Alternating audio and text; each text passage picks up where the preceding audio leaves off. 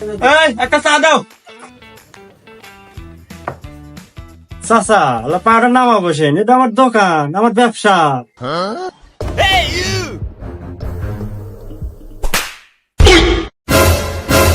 এই তোর সাহস তো কম না, তুই সামান্য চার দোকানদার হইয়া পাইলটের বাবার সাথে খারাপ ব্যবহার করস।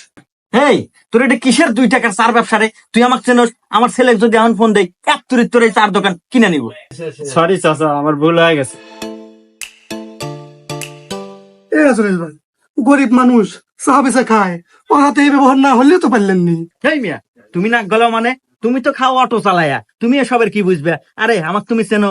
আমার ছাওয়ালের লগা পাইলট বিমান চালায়, মাসে লাখ লাখ টাকা ইনকাম করে। হ্যাঁ, আর আমার ছেলের মতো ছেলে এই অত্র এলাকায় আর একটা আছে।